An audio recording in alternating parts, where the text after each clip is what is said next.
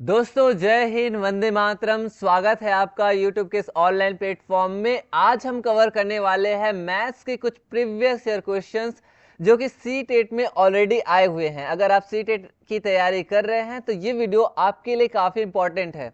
दोस्तों इससे पहले हमने मैथ्स के ही part 1, part 2, part 3, part 4 and part 5 cover कर लिए थे। ये मैथ्स का प्रीवियस ईयर क्वेश्चंस का पार्ट 6 है। तो स्टार्ट करते हैं।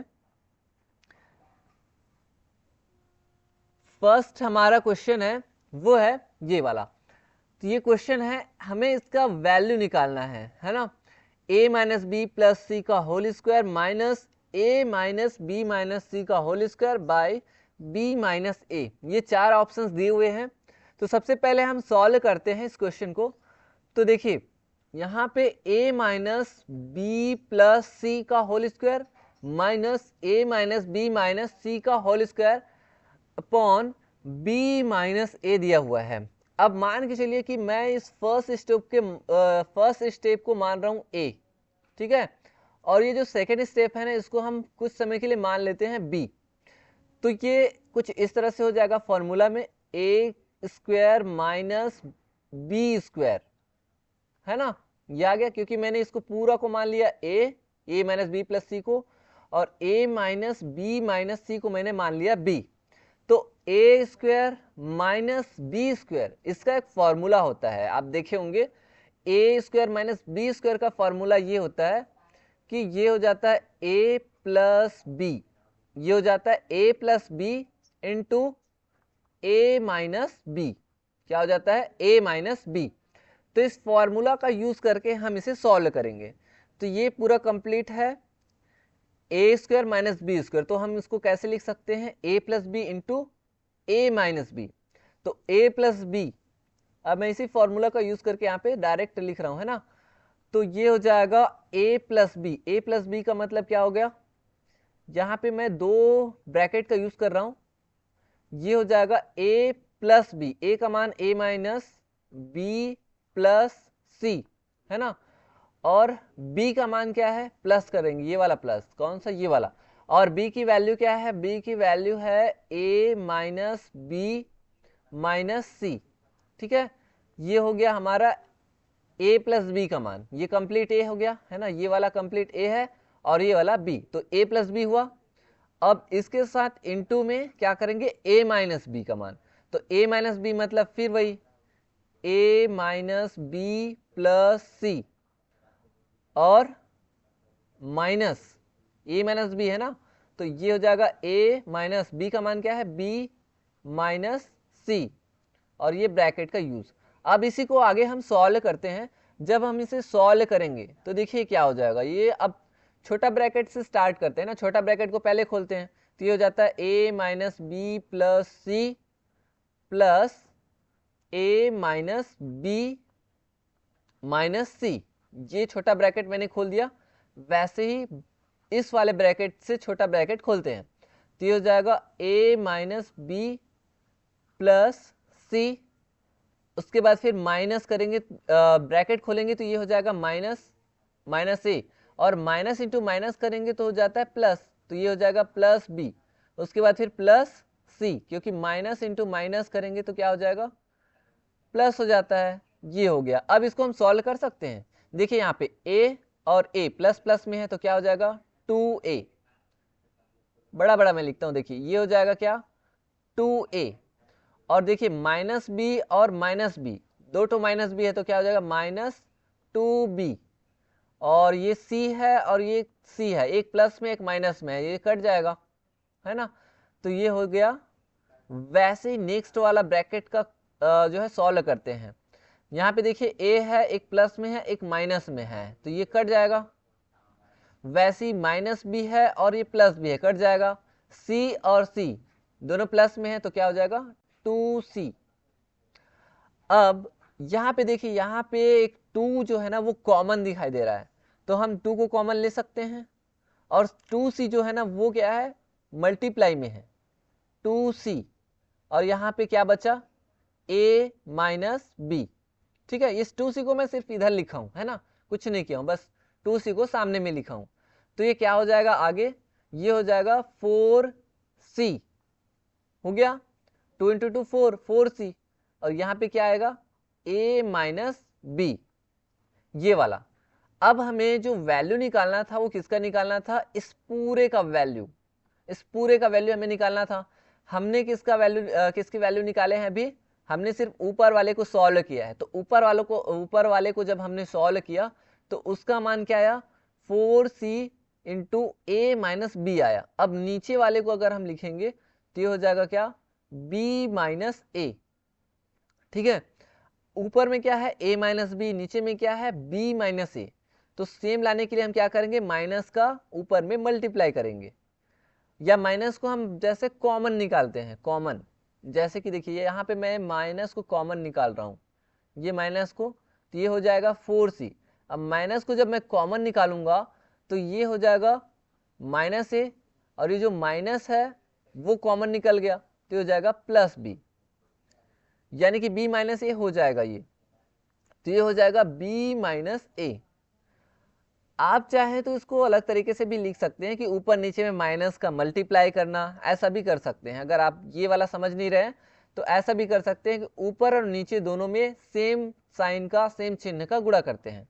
तो सेम चिन्ह का जब हम गुणा करेंगे तो ये हो जाएगा माइनस 4c, है ना, और ये a माइनस बी हो जाएगा, और ये जो नीचे वाला है वो भी क्या हो जाएगा, जो a है वो प्लस हो जाएगा और b जो है वो माइनस हो जाएगा, यानी ये सेम हो जाएगा ना। तो सेम करने के लिए हम ऊपर नीचे में अंश और हर में, न्यूमरेटर एंड डिनोमिनेटर में माइनस का मल्टीप्लाई करेंगे, तो ये a माइनस बी सेम हो जाएगा, यानी कि इसको हम कटा सकते हैं। अब जो आंसर आया वो क्या है, माइनस 4c आया, तो यही हमारा क्या हो जाएगा आंसर। तो देखिए ऑप्शन कहाँ पे है, माइनस 4c, ये थर्ड नंबर। तो ऐसे आपको सॉल्व करना है। तो सबसे पहले आप ऊपर को सॉल्व करना, फॉर्मूला का यूज करना, A square minus B square is equal to A minus B plus A minus B into A plus B वाला फॉर्मूला। उस फॉर्मूला का यूज करके पहले ऊपर को सॉल्व करिए, फिर नीचे का वैल्यू लगा करके फिर उसको कटाना है। कटाने के लिए हमने क्या किया है, माइनस को दोनों ऊपर नीचे मल्टीप्लाई किए हैं, या फिर आप कॉमन भी ले सकते हैं, ऐसा आप समझ सकते हैं अपने अपने समझ के अकॉर्डिंग। देखते हैं नेक्स्ट क्वेश्चन। नेक्स्ट क्वेश्चन क्या कह रहा है, किसी समकोण त्रिभुज का क्षेत्रफल 240 सेंटीमीटर है, यदि कर्ण के अतिरिक्त उसकी एक भुजा 30 सेंटीमीटर हो है तो उस त्रिभुज का परिमाप निकालना है, पेरीमीटर निकालना है। कोई समकोण त्रिभुज दिया है, राइट एंगल ट्राइंगल, ठीक है। तो सॉल्व करते हैं। देखिए किसी समकोण त्रिभुज का क्षेत्रफल, सबसे पहले तो हम एक समकोण त्रिभुज बनाते हैं। तो समकोण त्रिभुज कुछ इस तरह से, समकोण त्रिभुज मतलब जिसका एक कोण कितना होना चाहिए, 90 डिग्री होना चाहिए, उसे कहते हैं समकोण त्रिभुज।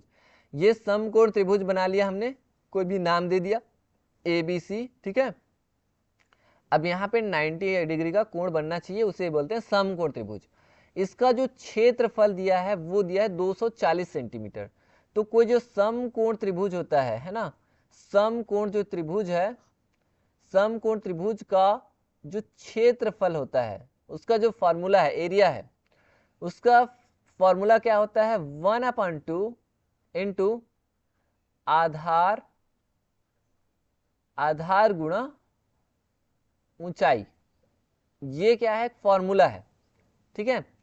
तो ये हमें क्षेत्रफल दिया हुआ है 240 दिया हुआ है, और इसी फॉर्मूला का यूज करना है। यदि कर्ण के अतिरिक्त उसकी एक भुजा 30 सेंटीमीटर है, मान लो कि इसकी जो भुजा है, मान के चलो कोई एक भुजा दिया हुआ है 30 सेंटीमीटर, ठीक है, ये 30 सेंटीमीटर मान के चलो, कर्ण के अलावा कोई भुजा है, चाहे लंब को मानो चाहे आधार को मानो, है ना। तो ये दिया है आपका 30 सेंटीमीटर, आपका बेस दिया हुआ है।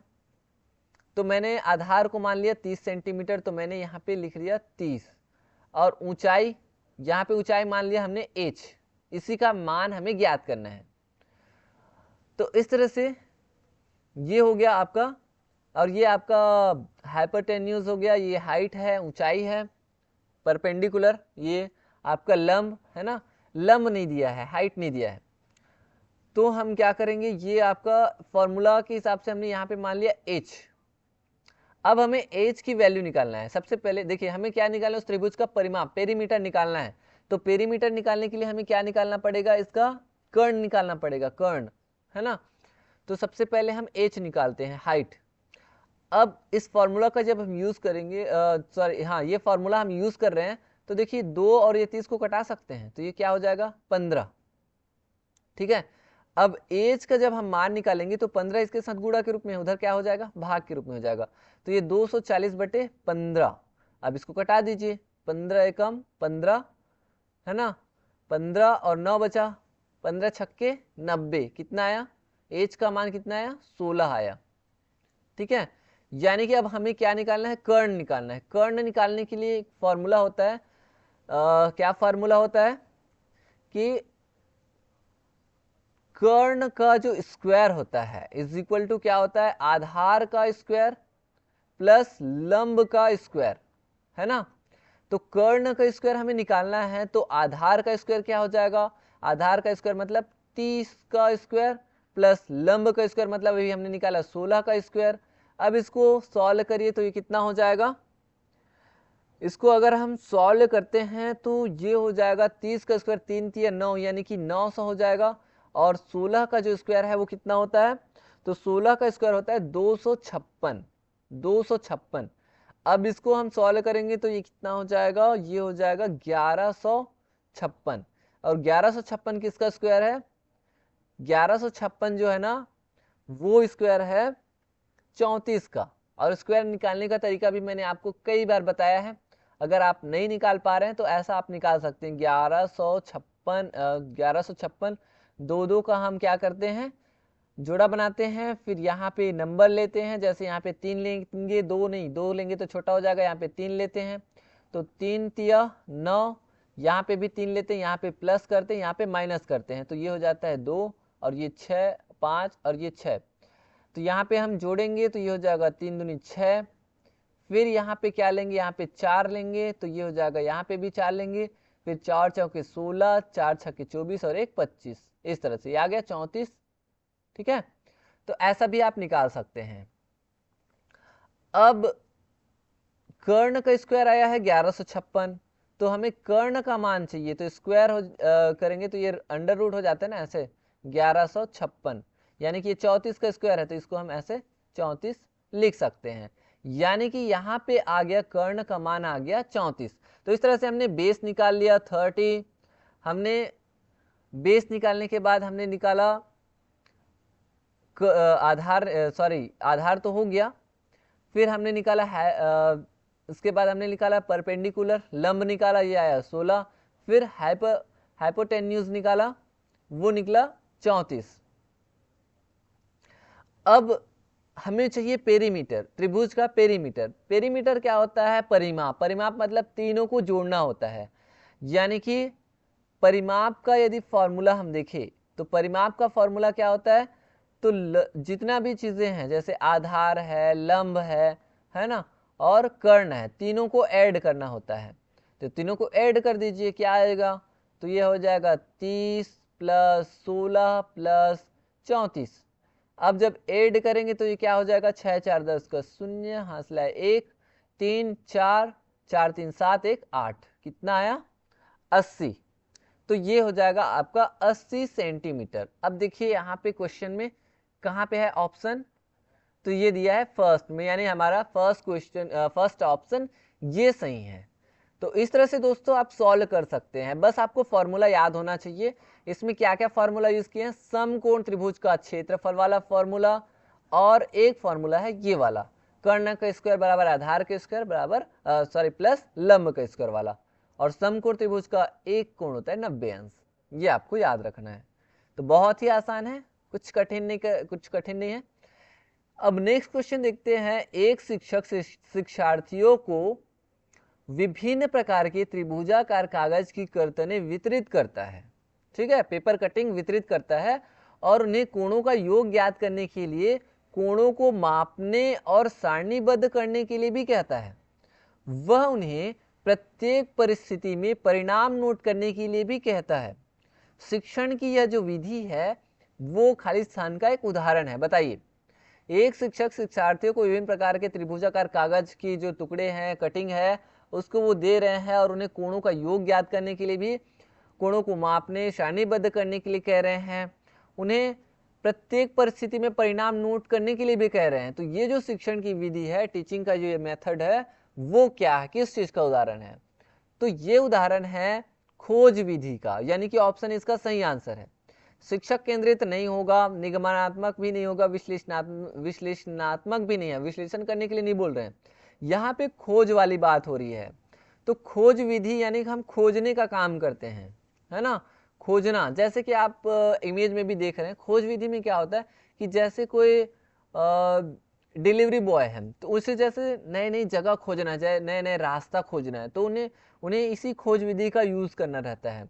जैसे बच्चे कहीं गुम जाता है तो उन्हें कुछ चीज़ों को खोजना रहता है, तो वो खोज विधि का ही यूज करते हैं। जैसे आप कोई चीज़ें सर्च करते हो, कोई चीज़ें जानने की कोशिश करते हो, तो आप क्या करते हो, खोज विधि का यूज करते हो।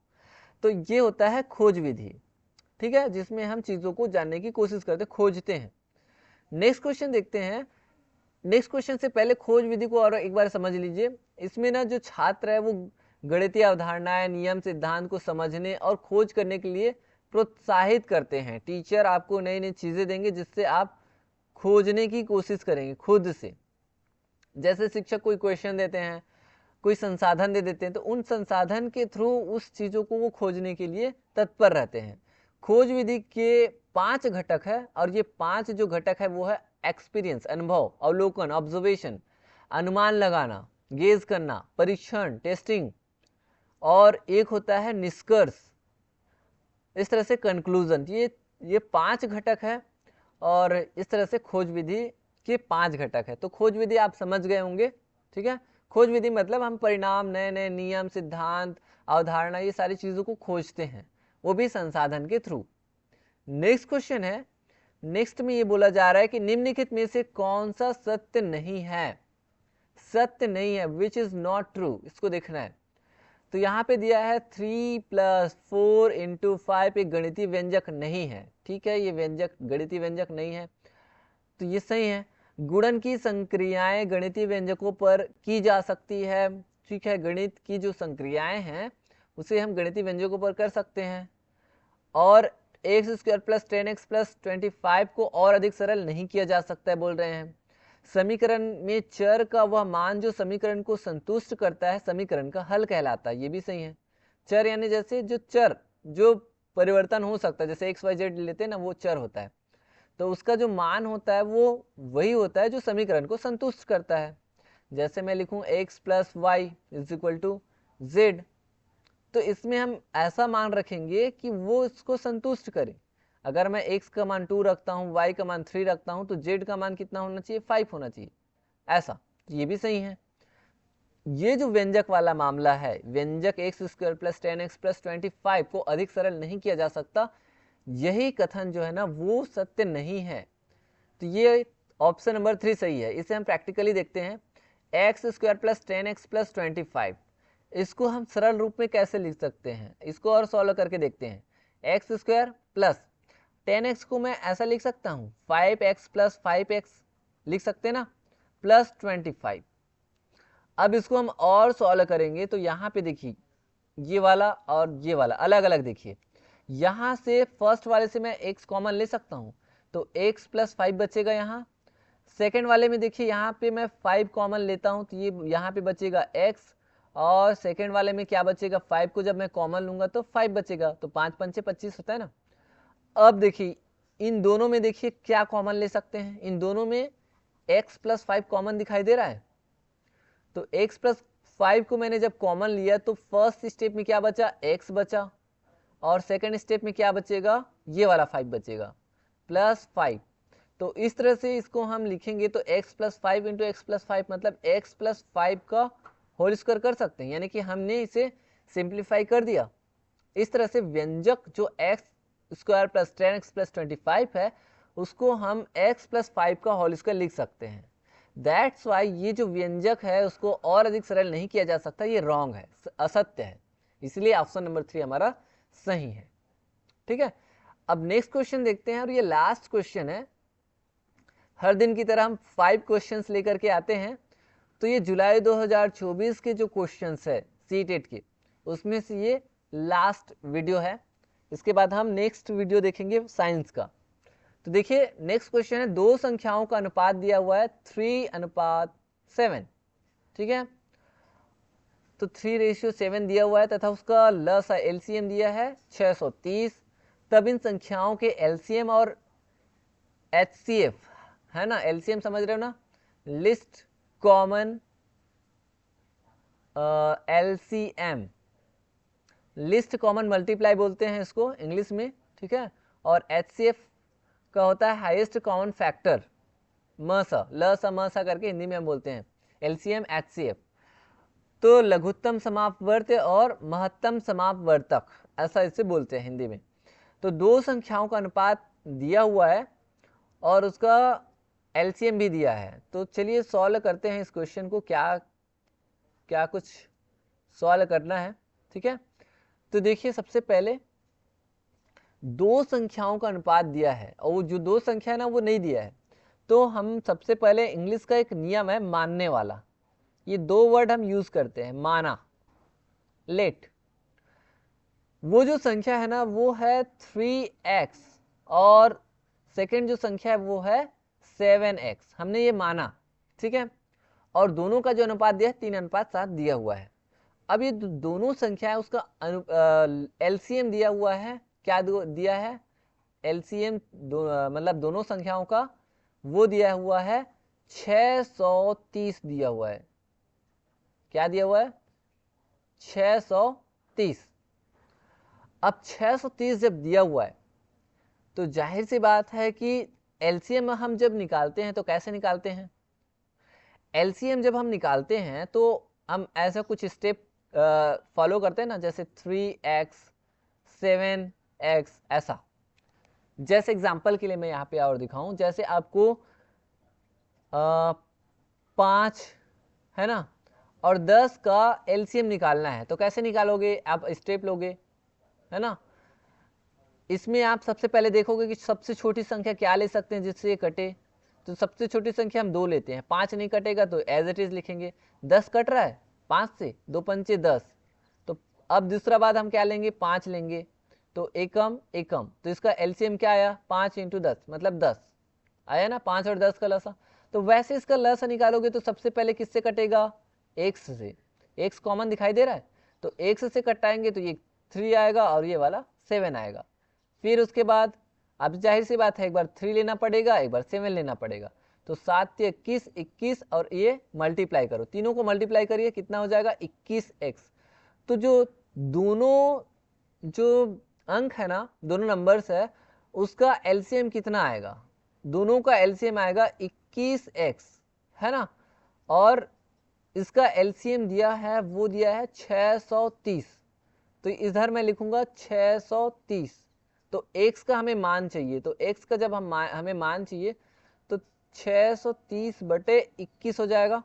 तो 21 से कम 21, 21 तिया 63 और ये शून्य, 21 शून्य शून्य, यानी x का मान कितना आया 30 आ गया, ठीक है। तो x का मान 30 आया, यानी कि हमें चाहिए 3x का मान। हाँ हमें क्या चाहिए, एलसीएम चाहिए, एलसीएम कंप्लीट एलसीएम। तो 21x इन संख्याओं का, देखिए हमने दो संख्या है, दो संख्या हमने माना था 3x और 7x, और 3x और 7x का एलसीएम क्या आया 21x। तो 21x तो आ गया, यानी एलसीएम 630 तो आ गया। हमें क्या चाहिए एचसीएफ चाहिए, यानी x का मान आ गया एचसीएफ चाहिए, सॉरी एचसीएफ, यानी कि आपको चाहिए महसा चाहिए, महत्तम समापवर्त। अब महत्तम समापवर्त का मैं एक एग्जांपल दे रहा हूं, जैसे आपको 5 और 10 का महत्तम समापवर्त निकालना है, महत्तम समापवर्तक निकालना है, एचसीएफ निकालना है। तो एचसीएफ यानी क्या होता है, हाईएस्ट कॉमन फैक्टर। मतलब यहाँ पे आपको ऐसा अंक लेना है जो दोनों को डिवाइड करे, यानी कि अगर मैं 2 लेता हूं तो 5 डिवाइड नहीं होगा, है ना, 10 बस डिवाइड होगा, ऐसा नहीं।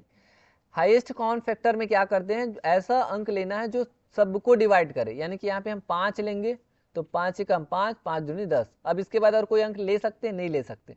तो इसमें एचसीएफ की बात करेंगे तो क्या आएगा 5 आएगा, ठीक है, तो ये 5 आएगा। वैसे ही हमें जब निकालना है HCF किसका, 3x और 7x का, तो इसका जो हाईएस्ट कॉमन फैक्टर आएगा वो क्या आएगा, 3x एंड 7x में।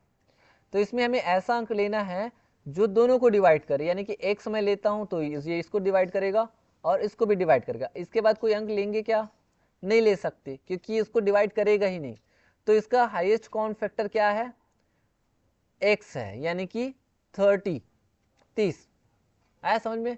तो इस तरह से LCM हो गया 630 और HCF हो गया 30, और दोनों संख्याओं का लस और मसा का योग याद करना है। तो 600, तो हमें क्या निकालना है, LCM प्लस HCF करेंगे, यानी कि 630 और 30, तो ये क्या हो जाएगा 660। तो इस तरह से ये हमारा आंसर आ जाएगा, यानी कि ये हो जाएगा 630, सॉरी कितना आया, 660 आएगा ना, 660। तो ये 660 यानी कि ऑप्शन नंबर 4 हमारा सही आंसर है। तो इस तरह से दोस्तों आज हमने सीटेट में आए हुए जो इंपॉर्टेंट क्वेश्चंस है, मैथ्स के जितने भी क्वेश्चंस है जुलाई 2024 में आए हुए जितने भी क्वेश्चंस है मैथ्स के, उसे हमने कंप्लीट कर लिया है। आई होप कि ये जितने भी वीडियोस है part 1, part 2, part 3, part 4 and part 5 आप अच्छे से समझ गए होंगे। तो नेक्स्ट वीडियो में हम स्टार्ट करेंगे साइंस के क्वेश्चंस। तब तक के लिए आप पढ़ाई जारी रखिए एंड थैंक यू।